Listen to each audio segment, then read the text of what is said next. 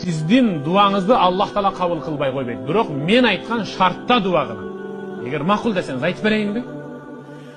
Мен суннага ылайык дуа кылуунун жолун үйрөтөйүн.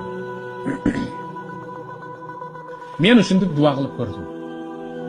Чечилбеген маселелердин баары 100% чечилди.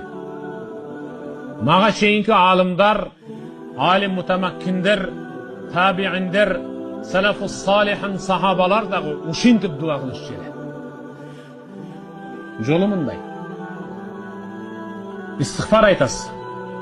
100 жолу.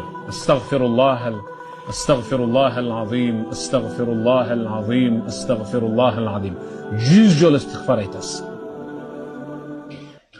Ondan keyin Allahümme salli ala Muhammed ve ala ali Muhammed kema sallayta ala İbrahim ve ala ali İbrahim inneke hamidun mecid. Allahümme barik ala Muhammed. Anı da ayağına şey aytasız. Alınızın жетişince 10 жол айтасыз бы, 20 жол айтасыз бы, айтасыз, анан ортосуна өзүңүздүн тилегиңизди айтасыз.